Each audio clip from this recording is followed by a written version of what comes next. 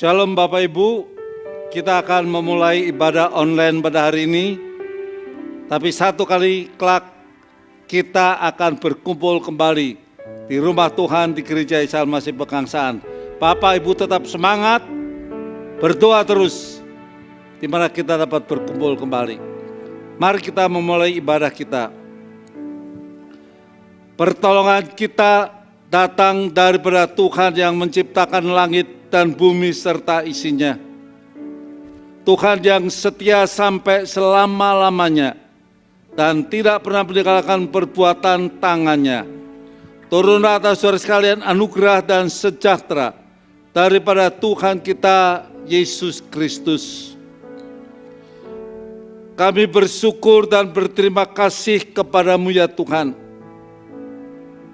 Di dalam minggu pertama pada bulan Juni ini, meskipun kami masih di dalam ibadah online, tetapi kami yakin dan kami percaya penyertaan Tuhan tidak pernah berubah di dalam setiap kehidupan kami pribadi lepas pribadi.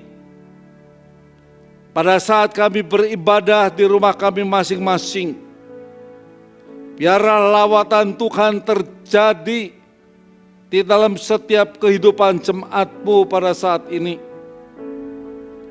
Di tengah-tengah kekhawatiran dan ketakutan, Engkau yang akan mengangkat mereka.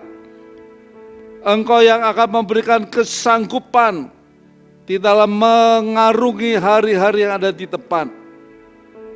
Dan pada hari ini Tuhan, teduhkan hati pikiran, supaya kami dapat fokus di dalam ibadah pada pagi hari ini. Dalam nama Tuhan Yesus, nama di atas segala nama kami berdoa. Amin. Shalom seluruh jemaat yang dikasihi oleh Tuhan Yesus. Tak terasa kita memasuki bulan yang baru. Mungkin bulan-bulan yang lalu terasa berat pergumulan. Ada yang mungkin di PHK, ada yang mungkin hatinya merasa hancur dan malah menjauh dari Tuhan. Mari kita sama-sama syukuri. Mari kita sama-sama masuk bulan ini dengan penuh rasa ucapan syukur. Mari kita datang ke hadapan Tuhan. Bila hati terasa berat,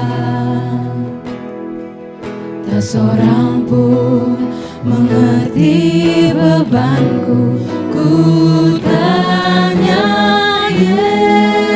Yesus, apa yang harus ku buat? Dia berfirman, mari datanglah. Dia selalu pedulikan aku. Ku datang Yesus, Dia pikul segala bebanku. Mari sama-sama katakan, sujud di altarnya. Ku bawa hidupku, ku terima anugerahnya. Dia pun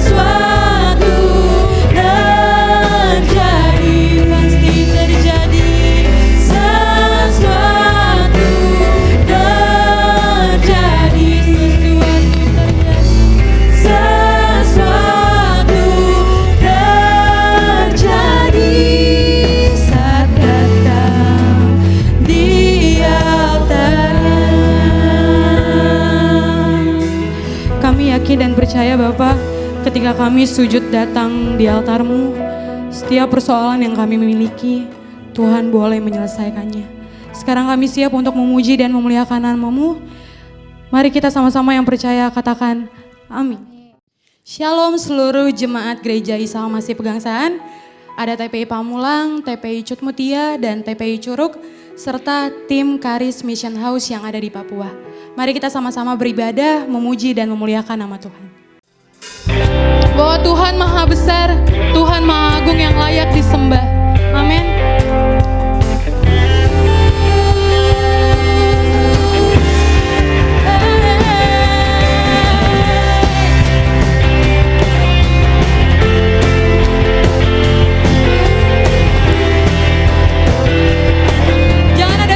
Berdiam diri, mari sama-sama nyanyikan lagu ini. Tuhanku maha besar, Tuhanku maha kuasa, Raja segala raja. Dia takkan tergoyahkan, dia takkan terkalahkan, dia hidup dan berkuasa. Serukan namanya, Yesus Tuhan Raja, segala kuasa tunduk dalam nama-Nya. Luar biasa, luar biasa, perkasa mulia, Yesus nama di atas segala nama.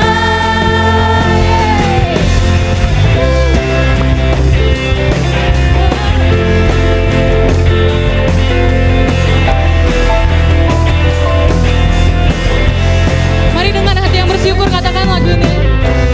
Tuhanku maha besar, Tuhanku maha kuasa, Raja segala raja. Dia takkan tergoyahkan, dia takkan terkalahkan, dia hidup dan berkuasa. Serukan namanya, kan namanya, Yesus Tuhan Raja, segala kuasa tunduk dalam nama-Nya. Dia luar biasa, perkasa mulia, Yesus nama di atas segala nama. Serukan namanya, Yesus Tuhan Raja, segala kuasa tunduk dalam nama-Nya. Luar biasa, perkasa mulia, Yesus nama di atas segala nama. Sama-sama kita boleh bertepuk tangan, memuji akan kebesaran nama Tuhan. Katakan, hanya di dalam namanya Yesus, dia sumber pengharapan di sepanjang hidupku. Hanya di dalam kuasanya pasti tersedia kemenangan bagiku selama-lamanya.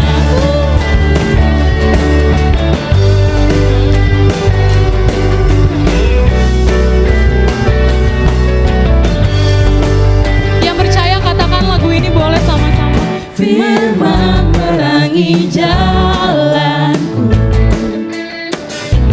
perisai iman di setiap waktu, lindungiku dari segala, tak pernah ku ragu, karena Dia bersamaku, setia menjaga dengan kuasa mulia.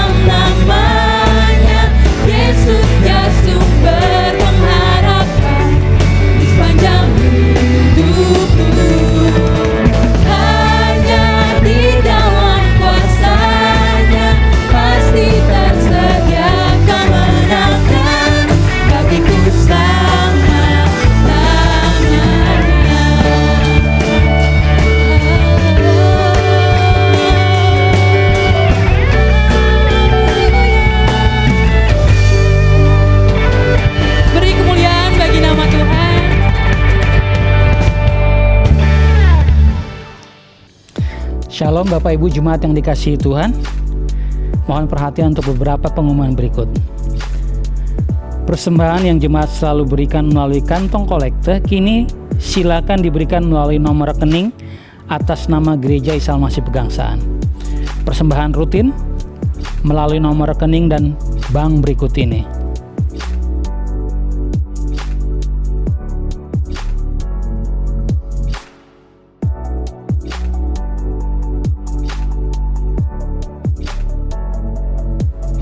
Demikian juga persembahan misi dan genta melalui nomor rekening dan bank berikut ini.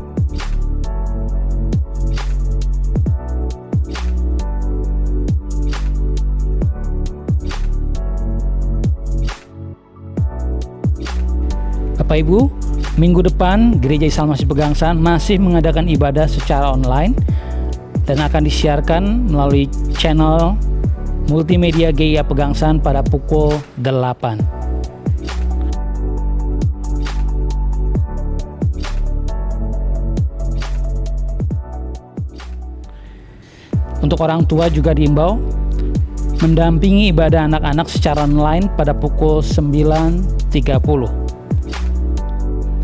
Jemaat GIA Pegangsaan diajak berdoa bersama sesuai panduan doa yang akan di-share setiap harinya pada waktu-waktu yang disesuaikan dengan jam doa rutin jemaat. Demikian pengumuman. Tuhan Yesus memberkati.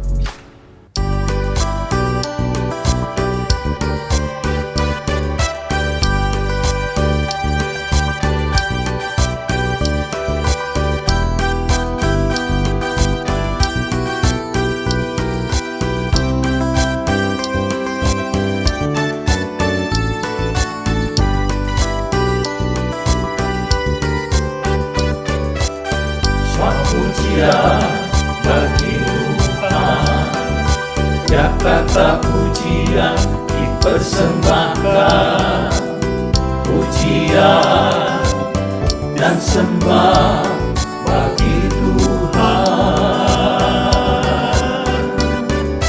Puji haleluya bagi Dia, sorak haleluya bagi Dia. Pujian dan sembah bagi Tuhan. Dia penyelamat, Dia penyembuh, Dia penyedia, hanya Dia Yesusku.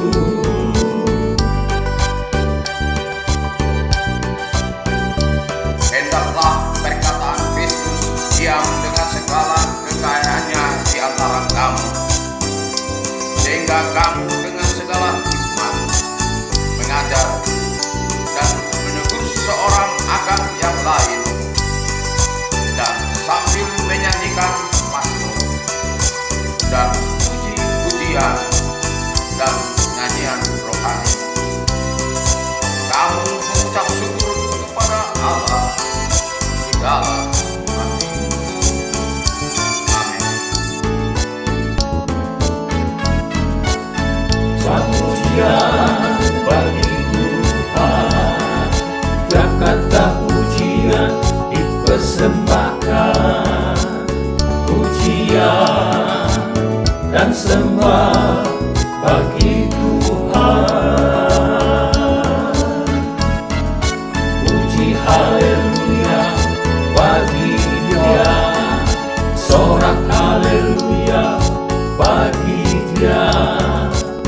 Pujian dan sembah bagi Tuhan. Dia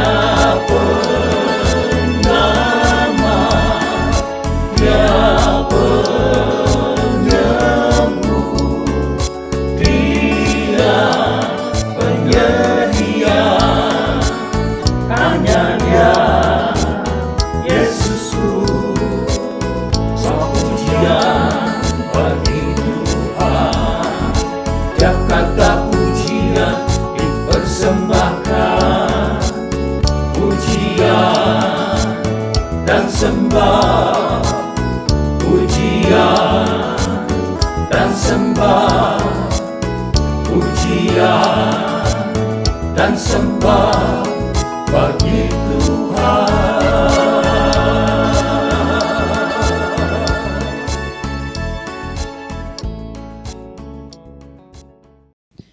Mari kita siapkan hati kita untuk menerima akan kebenaran firman Tuhan. Mari sama-sama kita nyanyikan lagu ini dengan sepenuh hati. Imani bahwa Yesus adalah benar-benar juru selamat yang layak patut disembah. Aku harus berjalan dalam lembah kekelaman, perlindungan-Mu, oh Tuhan, nyatalah bagi hidupku. Tiada pernah sedetik pun, tiada pernah Kau tinggalkan. Sungguh mulia dan sempurna, hanya Kau layak disembah. Yesus Engkau juru selamatku, dalam janji-Mu kemenanganku, selamanya kan ku nyatakan besar setiamu Tuhan di hidupku.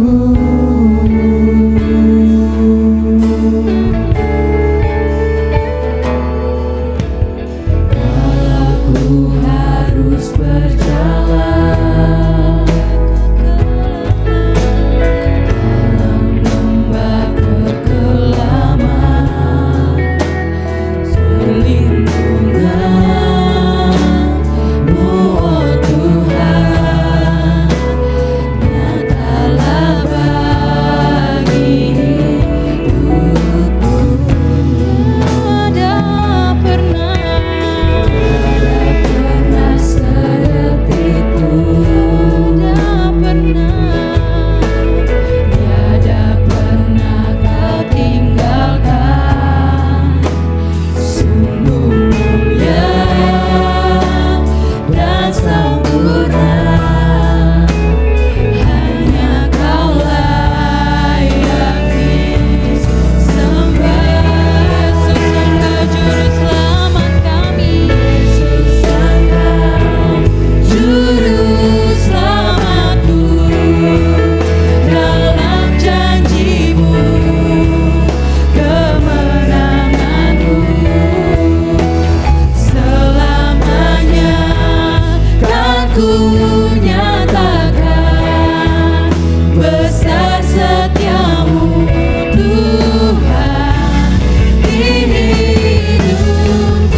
Yesus Engkau juru selamatku, janji-Mu dalam janji-Mu kemenanganku, selamanya kan ku nyatakan besar setiamu Tuhan di hidupku. Besar setiamu Tuhan di hidupku.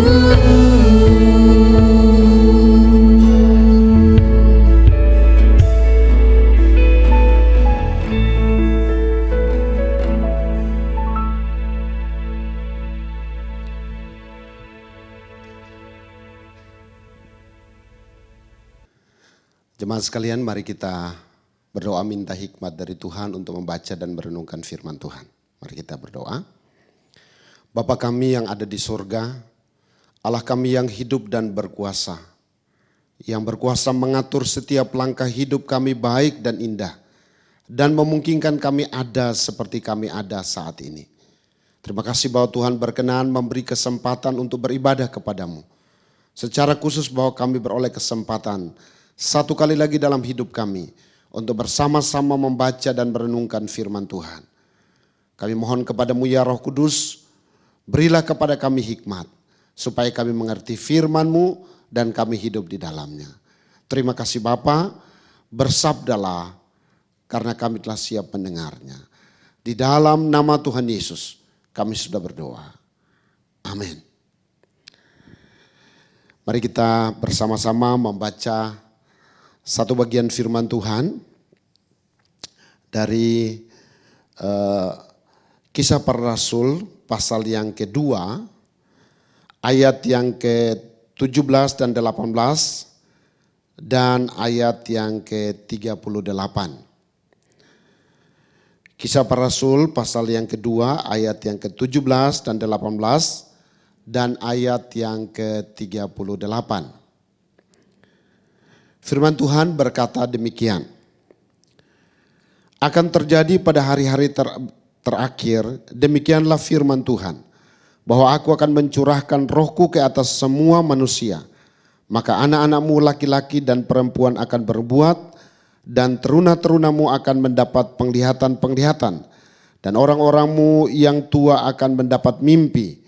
Juga ke atas hamba-hambaku laki-laki dan perempuan akan kucurahkan rohku pada hari-hari itu, dan mereka akan bernubuat.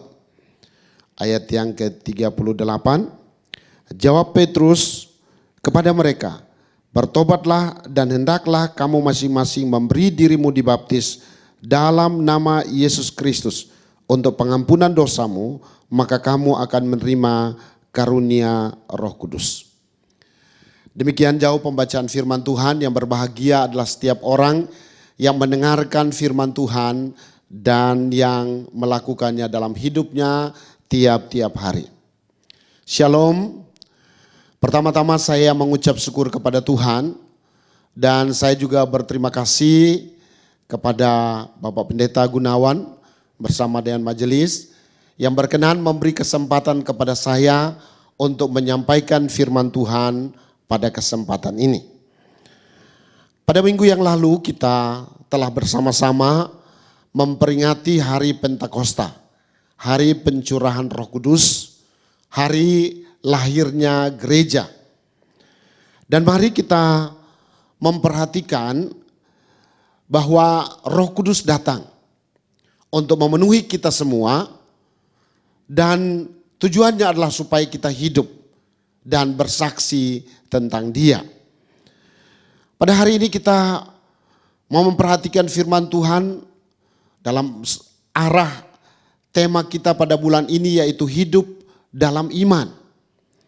Dan mari kita mencermati kebenaran firman Tuhan yang telah kita baca. Ada 3 bagian yang kita akan lihat bersama-sama. Yang pertama adalah kita akan memperhatikan tentang siapa yang sebenarnya sungguh-sungguh hidup dipenuhi oleh Roh Kudus. Yang kedua adalah bagaimana cirinya. Dan yang ketiga adalah apa yang dikerjakan oleh Roh Kudus untuk orang-orang yang belum percaya. Mari kita melihat bagian yang pertama tentang siapa yang sesungguhnya Roh Kudus ada, hadir dalam hidupnya, memenuhi dia, berkarya melalui hidupnya. Kalau kita memperhatikan di dalam ayat yang ke-17, firman Tuhan berkata bahwa aku akan mencurahkan rohku ke atas semua manusia. Penekanan tentang semua manusia ini penting. Karena apa? Karena inilah dimensi baru pekerjaan Roh Kudus. Dalam perjanjian baru, Roh Kudus bekerja dalam sebuah cara yang berbeda dengan cara Roh Kudus bekerja dalam perjanjian lama. Di perjanjian lama, Roh Kudus hanya bekerja pada orang tertentu. Misalnya nabi, imam, raja, atau hakim. Pada waktu tertentu. Maka di perjanjian lama ada istilah Roh Kudus menghinggapi seseorang. Tapi juga karya Roh Kudus dalam perjanjian lama itu juga memiliki tingkatannya. Roh Kudus yang berkarya dalam diri Musa jauh lebih besar dari Roh Kudus yang berkarya di dalam diri 70 tua-tua. Tapi mulai hari Pentakosta, Roh Kudus dicurahkan kepada semua manusia. Kalau kita cermati di sana disebutkan anak-anakmu perempuan, laki-laki dan perempuan akan bernubuat, teruna-teruna akan mendapat penglihatan, orang-orang tua akan mendapat mimpi, hamba-hamba laki-laki dan perempuan akan bernubuat. Artinya Roh Kudus diberikan kepada semua manusia. Dan mari kita memperhatikan Bapak Ibu, apa yang harus dilakukan oleh seorang supaya hidupnya dipenuhi, dipimpin oleh Roh Kudus. Apakah dengan Roh Kudus dicurahkan kepada semua manusia, lalu serta-merta Roh Kudus akan memenuhi, akan hidup semua orang? Sesungguhnya tidak. Kalau kita memperhatikan di dalam pasal yang kedua, ayat 1 sampai 13, ketika hari Pentakosta terjadi, maka ribuan orang hadir pada waktu itu. Paling tidak ada 3 kelompok orang yang ada pada waktu itu. Kelompok yang pertama ayat 1 sampai 4. Itulah kelompok orang percaya. Kelompok kedua ayat 5 sampai ayat yang ke-12. Itulah kelompok orang yang disebut dengan orang saleh. Dan kelompok yang ketiga adalah kelompok orang disebutkan orang lain. Orang lain ini tidak jelas siapa mereka. Yang pasti mereka bukan orang percaya, mereka bukan orang saleh. Saudara-saudara, lalu kelompok yang mana yang dipenuhi oleh Roh Kudus ketika hari Pentakosta itu terjadi? Kelompok yang dipenuhi oleh Roh Kudus, mari kita lihat di ayat 4. Maka penuhlah mereka dengan Roh Kudus. Siapa yang dimaksudkan dengan mereka di ayat 4? Yang dimaksudkan dengan mereka di ayat 4, itulah ayat 1. Ketika tiba hari Pentakosta, semua orang percaya berkumpul di satu tempat. Orang percaya, orang beriman, mereka berkumpul di satu tempat. Dan mereka itulah yang dipenuhi oleh Roh Kudus. Saudara yang dikasihi Tuhan, apa yang dimaksud dengan percaya di sini? Tentu kalau kita cermati di dalam Alkitab, percaya di sini sebenarnya di dalam Yohanes 1 ayat 12 disebutkan di sana seperti ini. Tetapi semua orang yang menerimanya diberinya kuasa supaya menjadi anak-anak Allah, yaitu mereka yang percaya dalam namanya.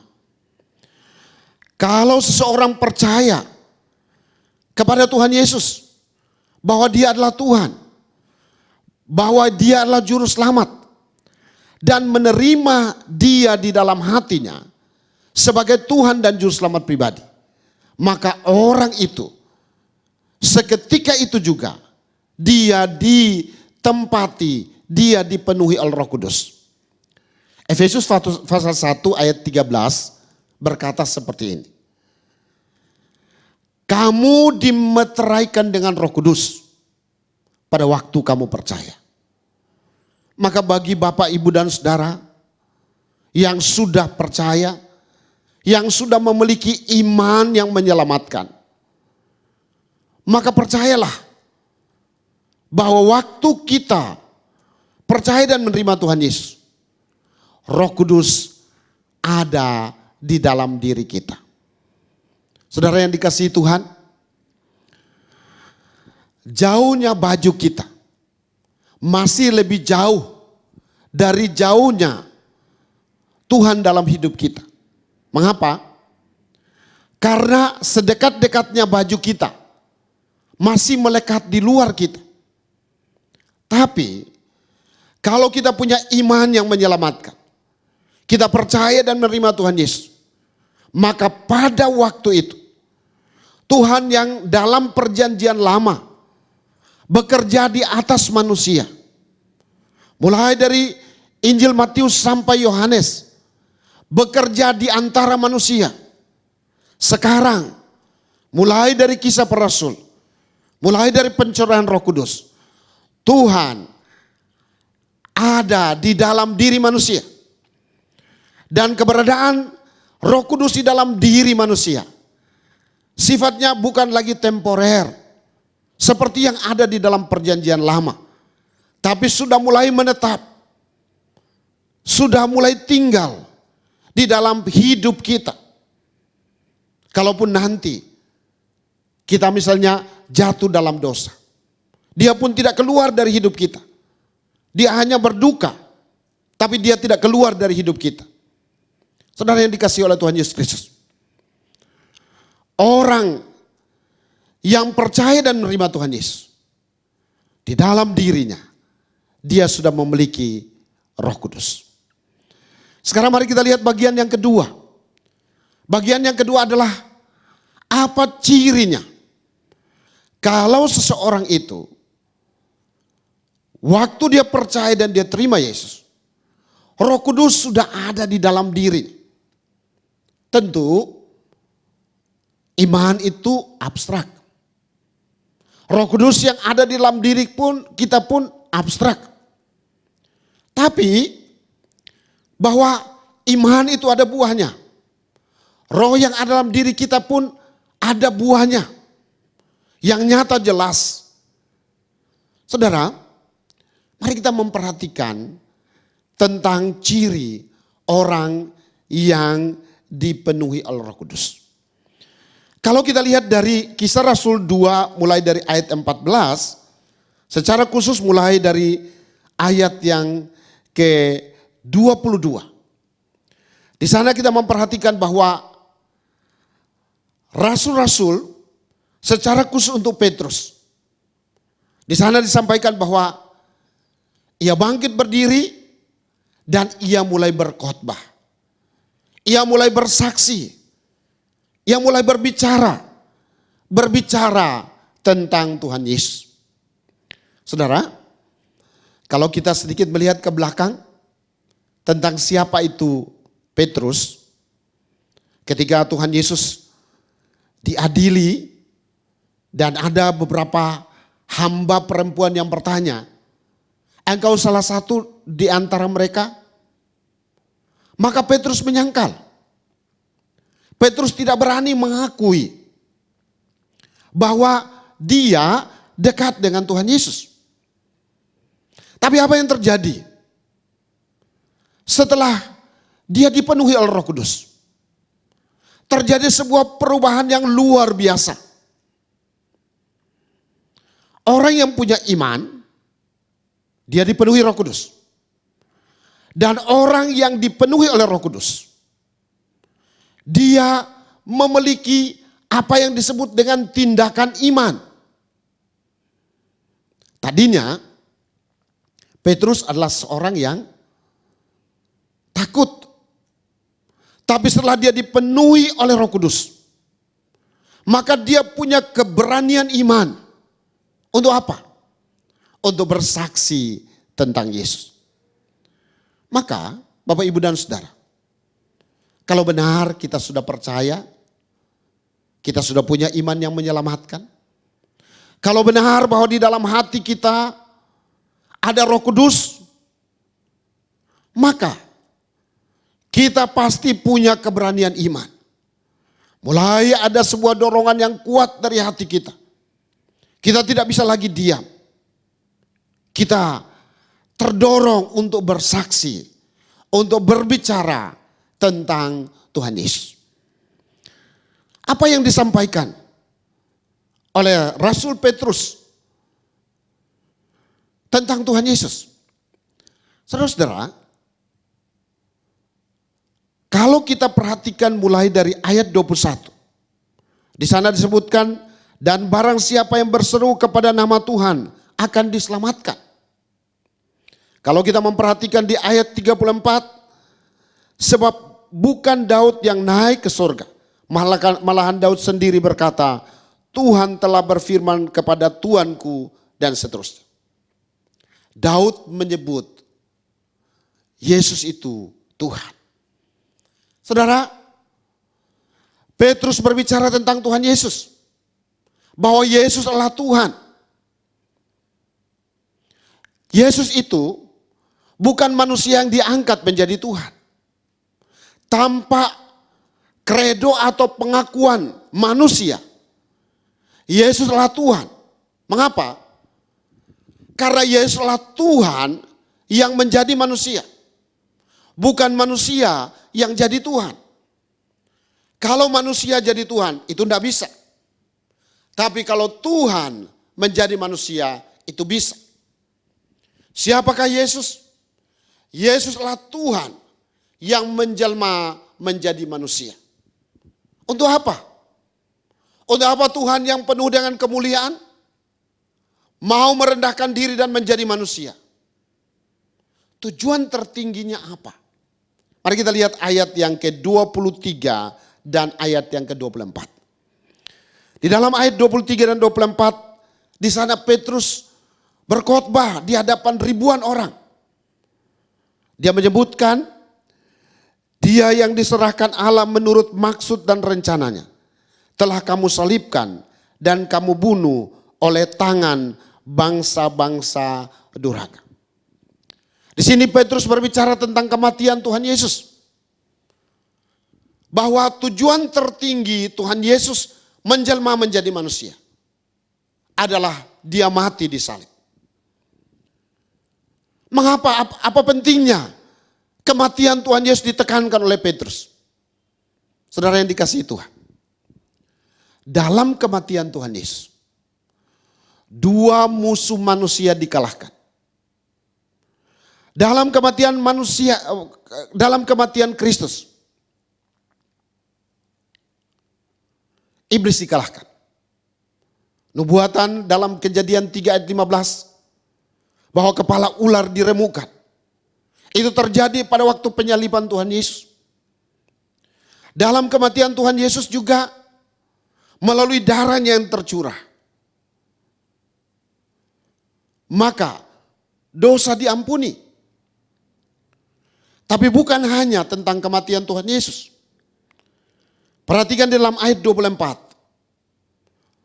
Rasul Petrus berkata, tetapi Allah membangkitkan dia. Ada kebangkitan. Bahwa Yesus tidak hanya mati, tapi dia juga bangkit. Apa pentingnya kebangkitan Kristus? Dalam kebangkitan Kristus ada kuasa untuk mengalahkan maut. Maka dengan Rasul Petrus menyebutkan bahwa Yesus yang Allah Tuhan menjadi manusia, mati dan bangkit. Maka sebenarnya dia menyebutkan tentang tujuan kedatangan Tuhan Yesus.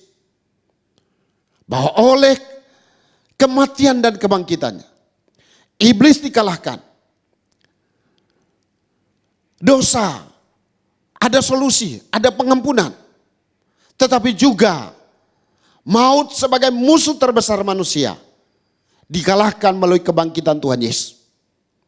Saudara, inilah khotbah perdana setelah dipenuhi dengan Roh Kudus. Petrus memiliki tindakan iman berkhotbah dan khotbahnya berpusatkan Kristus. Petrus tidak berbicara tentang hal lain.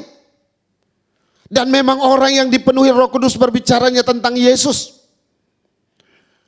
Dia berbicara tentang Yesus yang adalah Tuhan, kematian dan kebangkitan Kristus. Kenapa? Karena inilah yang dibutuhkan oleh dunia ini. Siapapun dia orangnya, entahkah dia orang kaya atau orang miskin, dia berpendidikan tinggi atau rendah, Dia tinggal di kota atau di desa. Dia butuh untuk menang terhadap 3 musuh utama. Iblis, dosa, dan maut. Dan supaya dia menang, dia harus percaya dan menerima Tuhan Yesus. Yohanes 1 ayat 12 tadi berkata, semua orang yang menerimanya diberinya kuasa. Apa pentingnya kuasa itu? Kuasa itu penting supaya kita bisa menang terhadap iblis. Kuasa itu penting supaya kita bisa menang terhadap dosa. Kuasa itu penting supaya kita bisa menang terhadap maut. Berapa banyak orang Kristen yang masih takut terhadap setan? Mengapa orang Kristen ada yang masih takut setan? Jawabnya adalah karena dia tidak punya kuasa. Mengapa dia tidak punya kuasa? Karena dia belum percaya dan menerima Yesus. Mengapa ada orang Kristen yang terus kalah oleh dosa? Karena memang dia tidak punya kuasa. Kenapa dia tidak punya kuasa? Karena dia belum percaya dan menerima Yesus. Dia belum punya iman yang menyelamatkan. Mengapa banyak orang Kristen yang sampai saat ini masih takut mati karena apa? Karena dia tidak tahu kemana pergi setelah dia mati. Sudah lama menjadi orang Kristen. Tapi kalau ditanya, Pak, Bu, seandainya Tuhan panggil, yakin tidak masuk surga? Banyak orang Kristen masih juga menjawab mudah-mudahan. Semoga masuk surga. Padahal Bapak, Ibu, dan Saudara, kalau seorang punya iman yang menyelamatkan, percaya dan menerima Tuhan Yesus, maka dia punya kuasa untuk menang terhadap maut. Kapanpun ia mati, ada kepastian masuk ke dalam kerajaan sorga. Saudara yang dikasihi Tuhan, inilah inti berita tertinggi kita yang harus kita beritakan, sampaikan, saksikan ke banyak orang. Saudara-saudara, kalau kita hanya memberitakan, dahulu saya sakit, sekarang saya sehat karena Yesus. Dahulu saya miskin, sekarang saya kaya setelah saya ikut Tuhan Yesus. Dahulu saya susah, sekarang saya senang karena saya ikut Tuhan Yesus. Maka dengar baik-baik Bapak, Ibu, dan Saudara.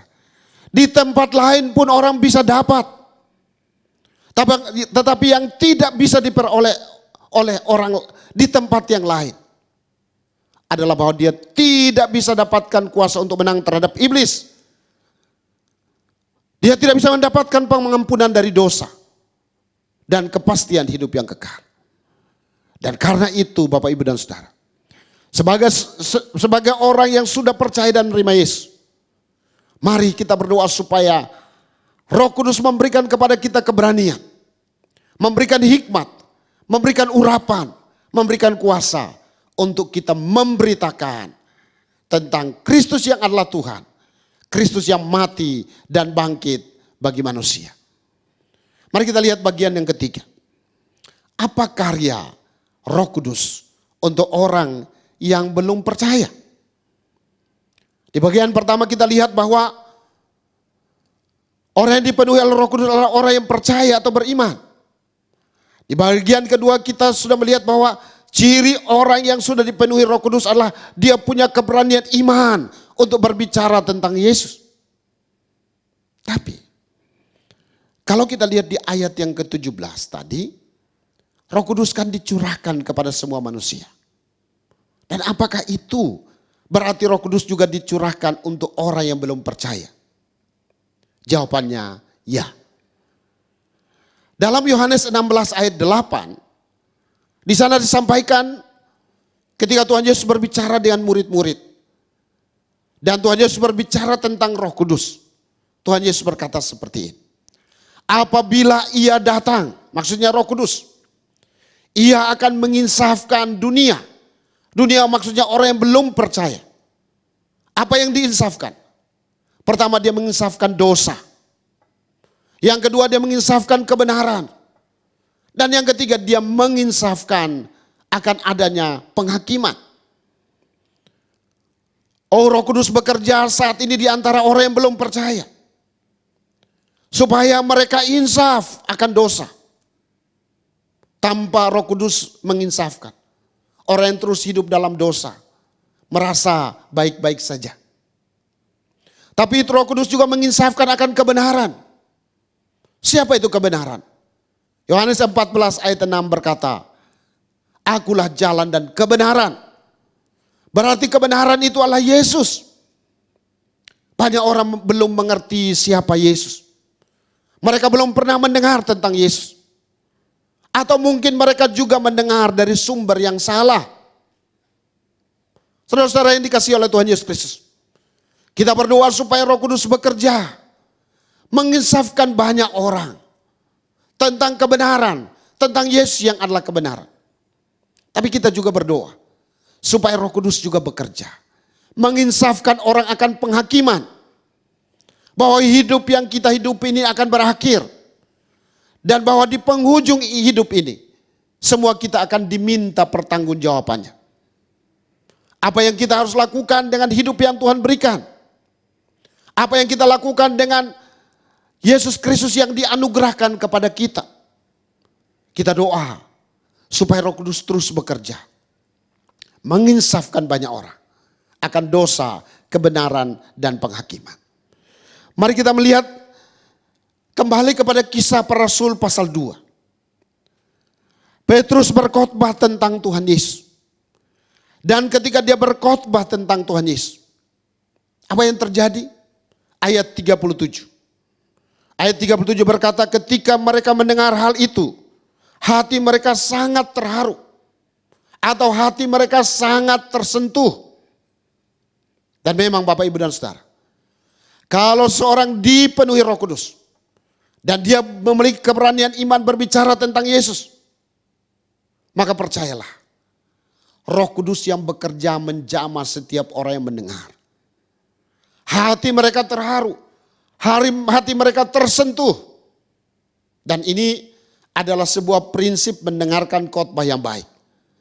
Bahwa ketika kita mendengarkan khotbah, biarlah apa yang kita dengar firman Tuhan itu tidak hanya masuk telinga kanan dan keluar telinga kiri. Tapi biarlah firman Tuhan itu ada di dalam hati kita. Dan kita berdoa supaya Roh Kudus terus bekerja. Mengapa? Bukankah manusia itu hatinya keras? Bukankah manusia itu hatinya tertutup? Tapi jangan lupa ada Roh Kudus. Dia bisa menjamah hati yang keras menjadi lembut. Dia bisa menjamah hati yang tertutup menjadi terbuka. Dan puji Tuhan, mereka mendengar firman Tuhan dan hati mereka tersentuh. Sekarang mari kita lihat ciri khas kalau seorang mendengar firman Tuhan dan firman itu sampai di hatinya. Maka apa yang harus dilakukan? Yang harus dilakukan adalah dia mulai bertanya. Kalau kita cermati Bapak, Ibu, dan Saudara, setiap orang yang mendengar, kelompok orang saleh, kelompok orang lain. Di ayat 37 bagian terakhir mereka berkata begini, apa yang harus kami perbuat? Memang dahulu kami belum tahu bahwa Yesus itu Tuhan. Memang dahulu kami belum tahu bahwa Yesus menjadi manusia, mati dan bangkit untuk kami. Tapi melalui khotbah Petrus sekarang kami tahu. Dan apa yang kami harus lakukan? Bertolak dari pertanyaan itu, muncullah sebuah formula di ayat yang ke-38. Jawab Petrus kepada mereka, bertobatlah dan hendaklah masing-masing memberi dirimu dibaptis untuk keampunan dosamu, maka kamu akan dipenuhi oleh Roh Kudus. Silakan Petrus berkata seperti ini. Saudara-saudara, apa yang kalian lihat pada kami, bahwa hari ini kami dipenuhi Roh Kudus. Kalian pun bisa dipenuhi Roh Kudus seperti kami. Asalkan kalian bertobat. Bertobat artinya berpaling dari cara kehidupan keagamaan yang semu kepada Allah yang hidup di dalam Tuhan Yesus. Saudara yang dikasihi oleh Tuhan Yesus Kristus. Bertobat di dalam ayat 38. Sebenarnya itu paralel dengan percaya di ayat 1. Dengan kata lain, Petrus ingin menyampaikan kepada mereka bahwa kamu pun bisa dipenuhi Roh Kudus kalau kamu percaya. Kamu pun bisa dipenuhi Roh Kudus kalau kamu beriman. Dan apa yang terjadi, saudara? Di ayat 41 di sana disebutkan seperti ini. Orang-orang yang menerima perkataannya itu, artinya orang-orang yang menerima khotbah Petrus bahwa Yesus adalah Tuhan. Mereka menerima khotbah Petrus bahwa Yesus mati dan bangkit untuk mereka. Mereka menerima bahwa supaya mereka diampuni dosanya dan dipenuhi Roh Kudus, mereka harus bertobat atau mereka harus percaya.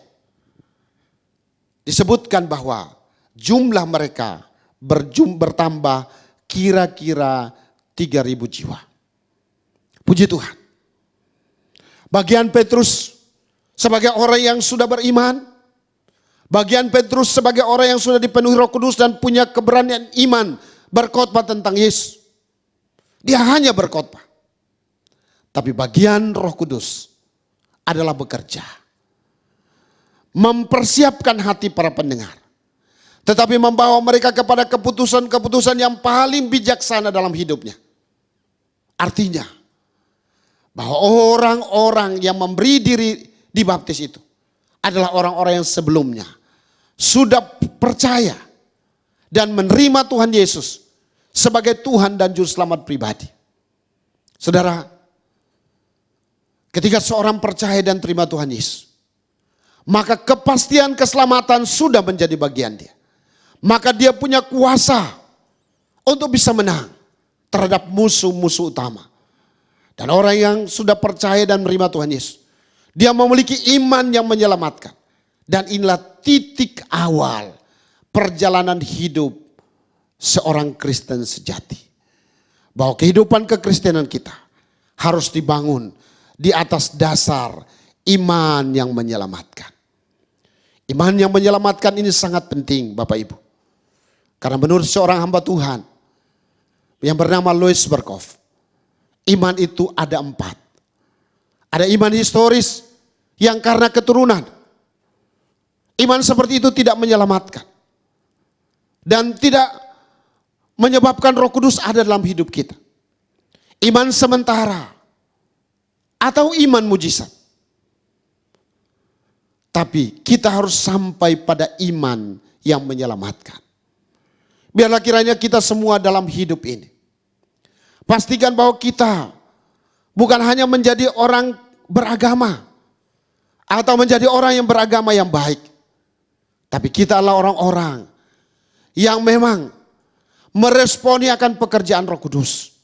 Dengan sungguh-sungguh kita percaya dan kita menerima Yesus dalam hidup kita. Dan selanjutnya bahwa kita dalam setiap langkah hidup kita, Roh Kudus akan memenuhi hati kita dan hidup kita. Dan memberikan kepada kita keberanian untuk bersaksi tentang Yesus. Supaya banyak orang mendengar. Dari segenap suku, kaum dan bahasa. Bisa mendengar. Dan mereka boleh percaya dan diselamatkan oleh Tuhan. Kiranya Roh Kudus memeteraikan firman-Nya. Dan menolong kita supaya kita hidup di dalamnya. Amin. Tuhan memberkati kita. Mari kita berdoa. Bapa kami yang ada di surga, terima kasih banyak karena kami telah mendengarkan firman kebenaran-Mu. Roh Kudus, kiranya Engkau berkenan memeteraikan firman-Mu di dalam hati dan pikiran kami dan menolong kami untuk kami hidup di dalamnya. Terima kasih Tuhan, di dalam nama Tuhan Yesus Kristus kami sudah berdoa. Amin.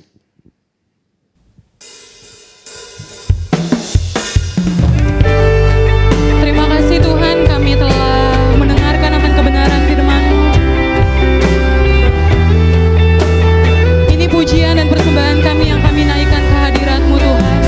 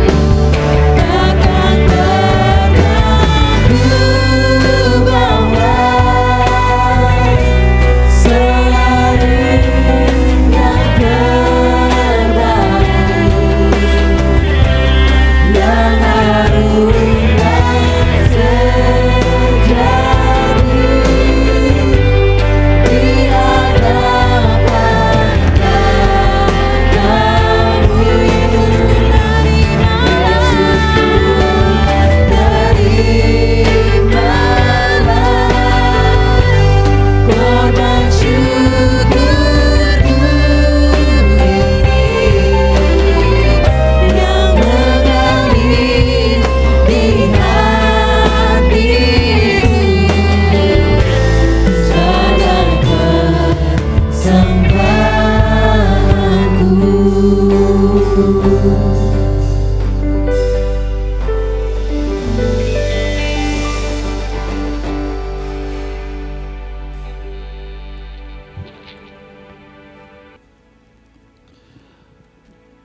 kasih kalau pada hari ini kita diberkati oleh Tuhan melalui firman Tuhan yang sudah dibawakan oleh hamba-Nya. Dan firman Tuhan ini menjadi kekuatan bagi Bapak Ibu sekalian, khususnya di dalam situasi pandemi corona pada saat ini. Kita yakin kita di dalam perlindungan yang daripada Tuhan. Firman Tuhan mengatakan di dalam Ulangan pasal 33 mengatakan demikian, Tuhan yang abadi adalah tempat perlindunganmu dan di bawahmu ada lengan-lengan yang kekal. Kita akan mengakhiri akan ibadah ini, kita akan nyanyi bersama-sama, glory, glory, haleluya.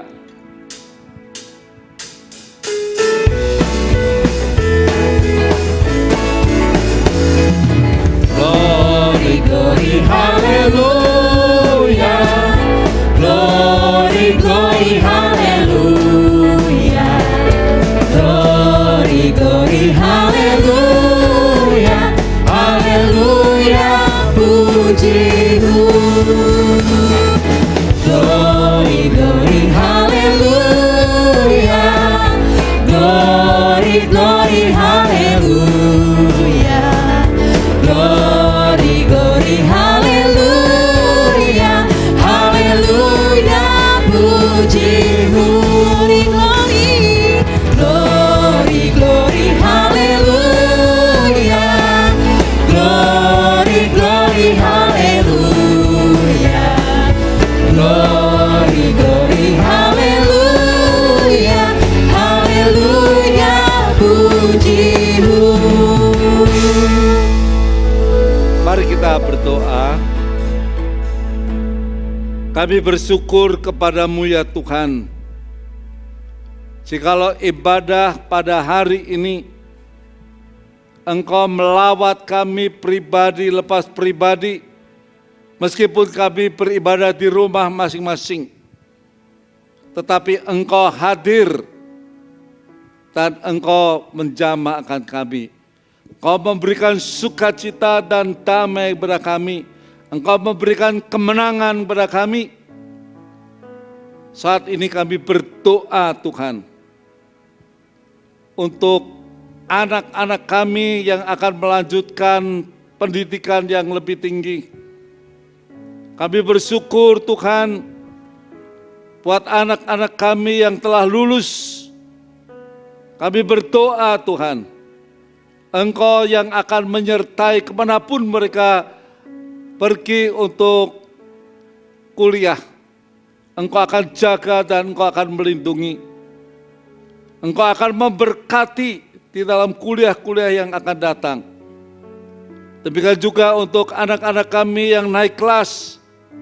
Engkau akan menolong mereka Tuhan di dalam kelas yang baru. Engkau memberkati kebutuhan-kebutuhannya. Engkau berkati orang tuanya di dalam membiayai akan anak-anaknya. Dan kami percayakan anak-anak kami ini ke dalam tangan kuasa-Mu. Saat ini Tuhan kami berdoa untuk tim Charis Mission House yang ada di Papua. Meskipun pada saat ini mereka juga tidak dapat pelayanan ke desa-desa. Kami berdoa Tuhan, biarlah Engkau tetap menjaga, melindungi akan anak-anak kami yang ada di desa dimanapun mereka berada. Biarlah firman Tuhan yang sudah ditaburkan menjadi benih yang subur dalam hati anak-anak. Walaupun 3 bulan mereka tidak bisa bertemu dengan tim Charis Mission House, tetapi kami yakin percaya firman Tuhan bertumbuh dalam kehidupan anak-anak. Kami percayakan tim CMH ke dalam tangan-Mu. Dan biarlah Engkau menolong dalam segala persiapan pelayan-pelayannya. Saat ini kami berdoa, mempercayakan akan seluruh kegiatan dari gerejamu ke dalam tangan-Mu. Engkau akan memakai setiap pengurus-pengurus seksi. Engkau akan memakai akan anggota-anggotanya. Engkau memberkati dengan berkat yang daripada Tuhan. Terlebih untuk Nafiri Bakti, singer, song leader, biarlah Engkau memakai pelayan mereka Tuhan. Dan berkat-Mu Engkau curahkan pada mereka satu persatu. Dan kami serahkan jemaat Tuhan yang ada di rumah masing-masing. Biarlah berkat Tuhan, Tuhan limpahkan pada mereka. Penjagaan yang daripada Tuhan menjaga keluar masuk mereka. Sukacita dan damai Tuhan juga berikan pada mereka. Terpujilah Engkau Tuhan. Dalam nama Tuhan Yesus kami berdoa. Saudara-saudaraku yang kasih, terimalah akan berkat Tuhan. Kasih dari Bapa Surgawi, anugerah dalam Tuhan Yesus Kristus, dan persekutuan Roh Kudus menyertai akan saudara-saudara sekalian, mulai saat ini sampai kedatangan Tuhan Yesus yang kedua kali, bahkan sampai selama-lamanya. Amin.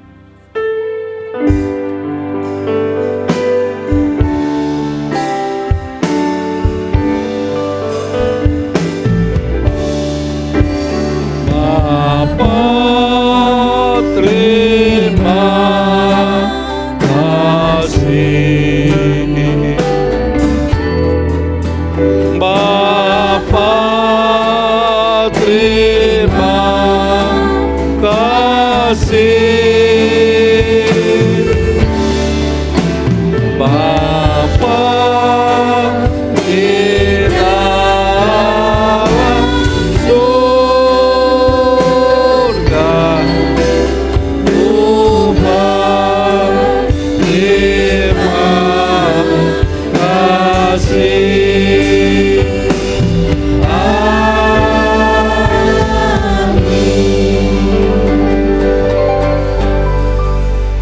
Bapak Ibu, puji Tuhan, kita masih tetap dapat berkomunikasi, beribadah melalui online.